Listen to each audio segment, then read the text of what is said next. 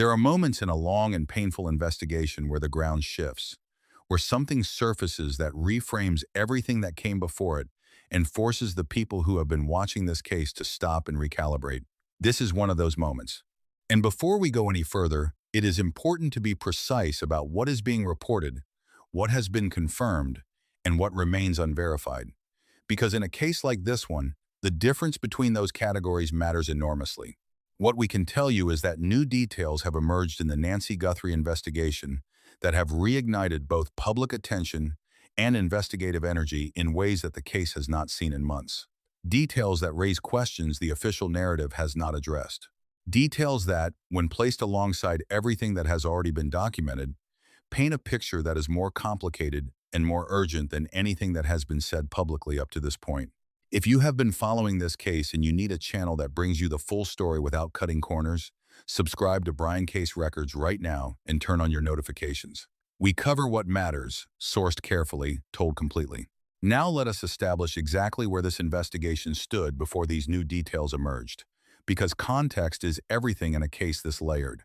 Nancy Guthrie, 84 years old, retired school teacher, grandmother, mother of Today Show anchor Savannah Guthrie, disappeared from her home in the Catalina Foothills neighborhood north of Tucson, Arizona, on the night of February 1st, 2026. A masked figure captured on her doorbell camera. Blood droplets near the front entrance. Multiple neighborhood cameras going dark simultaneously in what investigators explored as a possible Wi-Fi jamming event. A first ransom note demanding $4 million in Bitcoin arriving 36 hours later, containing non-public information about the inside of her home that the FBI found credible enough to classify the note as potentially authentic. And then, 4 days after the ransom deadline passed in complete silence, a second note, arriving only at KOLD, the local Tucson television station, stating that she had perished shortly after she was taken, that she was buried in nature now, that they were truly sorry. The FBI held that second note for 136 days before its contents became public knowledge. 136 days during which the family posted a $1 million reward for information leading to her safe return, during which search teams crossed into Mexico, during which Savannah Guthrie went back to work, and then, on the 23rd of June 2026, broke down on live television in front of millions of people, begging whoever was watching, whoever knew something, to please come forward. That was the state of this case. A wall of official silence, a family in public agony, and an investigation that, according to reporting sourced to people close to the task force, had returned to the ransom notes by default because every other investigative avenue had stalled. And then, something changed. The new details that have emerged do not come from official law enforcement channels. No press conference has been called. No formal statement has been issued by the FBI or the Pima County Sheriff's Department confirming what is being reported. But the sourcing around these developments is serious, and the details themselves are specific enough to demand careful examination. What is being reported, across multiple outlets with independent sourcing, is that there are indications, not confirmed facts, not official statements, but documented indications, that the investigation has shifted in a direction that suggests the second note's claim that Nancy perished shortly after she was taken may not be the complete and final picture of what happened to her. Let that land for a moment, because the weight of it is significant. The second note said she perished shortly after she was taken. That language was reported by ABC News, confirmed by NBC News through 3 separate sources, and further detailed by Howard Blum in Airmail through sources described as close to the investigation. Every outlet that covered the second note treated its core content, that Nancy had died, as the established reality of the case. The investigation shifted from a rescue operation to a recovery operation. The family's public appeals shifted in tone. Savannah's Instagram video, responding to the second note, carried the weight of someone who may have been processing a grief she could not yet speak out loud. The entire emotional and investigative architecture of the case for months was built on the foundation of what that second note claimed. But here is what serious investigative journalism and close examination of the case details have begun to surface. There are documented inconsistencies in the second note that the FBI's own behavioral analysts have been examining. Inconsistencies that raise legitimate questions about whether the note's claim of death is accurate, whether it reflects what actually happened, or whether it was itself a constructed narrative designed to serve a specific purpose. The same forensic skepticism that was applied to the first note, the ransom demand, needs to be applied to the second one. And when it is, the picture that emerges is not as settled as the official response to that note suggested. Consider the core anomaly. The second note claimed that Nancy's death was unintentional. It expressed something resembling remorse, and it offered, according to some reporting, to return the body for payment. Now apply basic investigative logic to that sequence. A perpetrator who has accidentally killed their hostage and is expressing genuine remorse has, in theory, nothing further to gain from the situation and significant criminal exposure to manage. The rational move for that perpetrator is silence. Disappear. Say nothing. Every communication after the death increases their exposure. Every note is another potential forensic artifact, another linguistic fingerprint, another piece of evidence that can be traced, analyzed, and used against them. And yet the second note was sent. A deliberate, specific, directed communication sent only to KOLD, not to TMZ, not to the other stations that received the first note, but to one specific outlet. That specificity of audience suggests the second note was not an emotional release. It was a calculated communication. And calculated communications from perpetrators who have nothing left to gain deserve the same scrutiny as the first note that the FBI spent weeks trying to trace. There is a second anomaly that has received almost no public attention. The offer, reported by Howard Blum through sources close to the investigation, to return the body for payment. Think carefully about what that offer implies. If Nancy had died shortly after being taken, and if she had been buried in a location described only as nature, then offering to return the body for payment requires two things. It requires that the perpetrator knows exactly where she is buried, which is expected. But it also requires that the perpetrator believes they can access that location, retrieve her remains, and complete a transaction without being caught. That is an operational plan.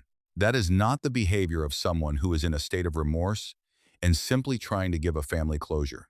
That is the behavior of someone who still has something to offer and still believes they can negotiate from a position of partial control. Now place those two anomalies alongside something that was reported but not widely amplified.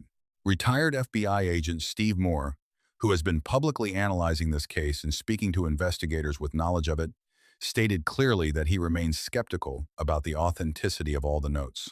Not just the first one, all of them. His reasoning is rooted in pattern recognition from decades of kidnapping case experience. In a genuine kidnapping where the victim is dead and the perpetrator has nothing left to trade, the behavioral pattern is silence, not continued communication. The continued arrival of notes, the ongoing engagement with media organizations, the directed and specific nature of the second communication, these are not the behavioral markers of a perpetrator who has closed the chapter on their crime and is managing their disappearance. These are the markers of someone who is still engaged, still present, still in the game in some capacity. If you are still watching at this point, drop a comment with, "I'm still here." Let us see who is truly following every detail of this case, because what comes next requires careful attention.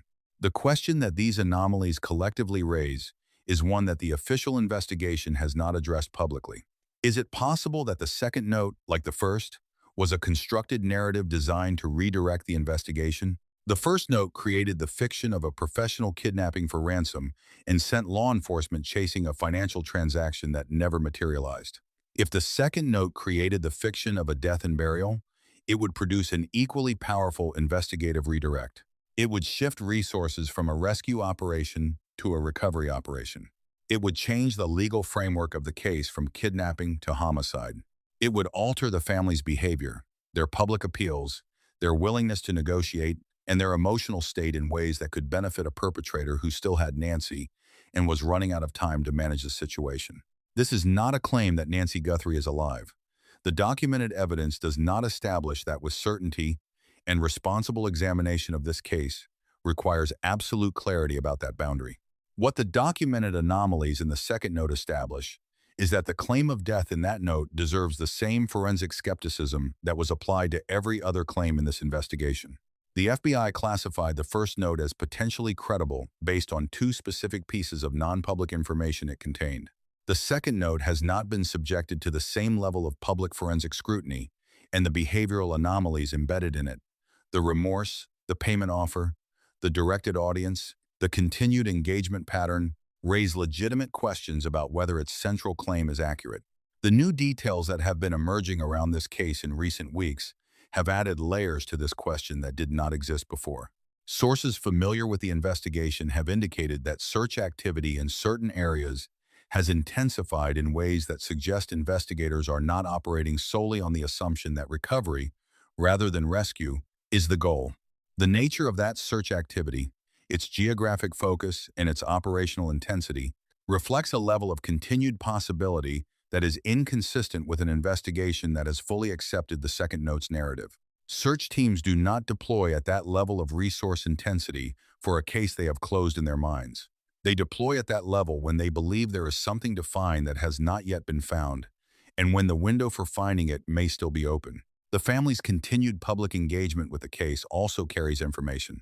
Savannah Guthrie's breakdown on the Today Show on June 23rd was the most visible moment of public grief in this case. But the specific language she used in that moment is worth revisiting in the context of these new details. She said, "We love our mom and we will never stop looking for her." Never. We will never stop looking. That is the language of an active search. That is the language of someone who has not accepted a final outcome.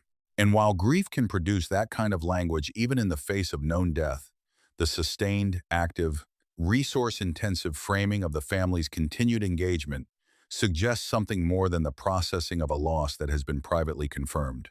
The $1 million reward that the family posted remains active.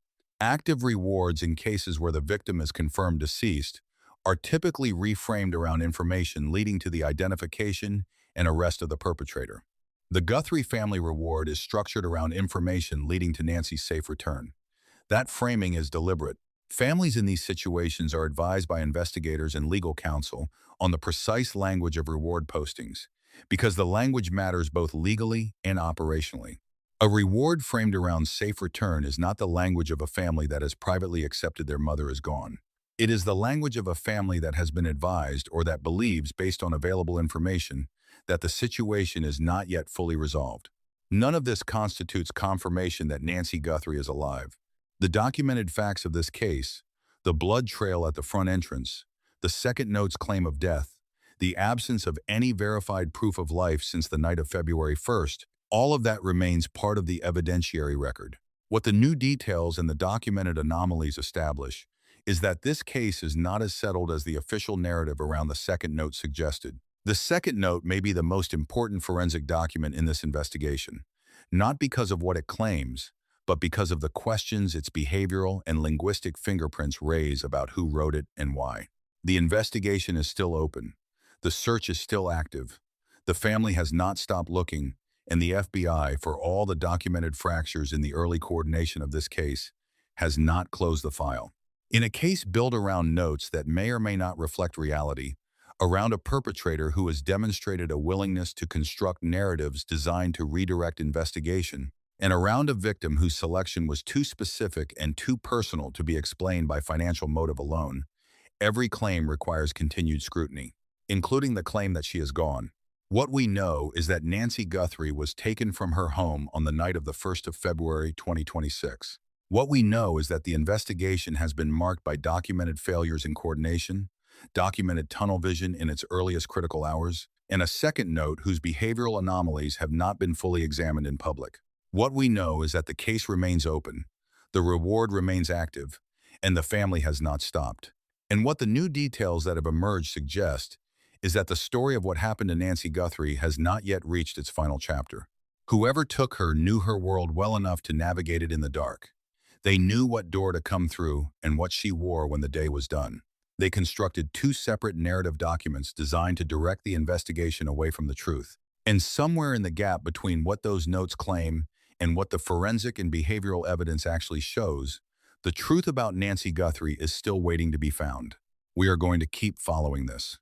Every development, every verified detail, every piece of documented evidence that surfaces will be covered here with the depth and the honesty this case demands. If you believe Nancy Guthrie's story deserves the full truth and nothing less, like this video right now and subscribe to Brian Case Records. This channel exists to follow cases like this one all the way to the answer. And we are not done yet, not even close.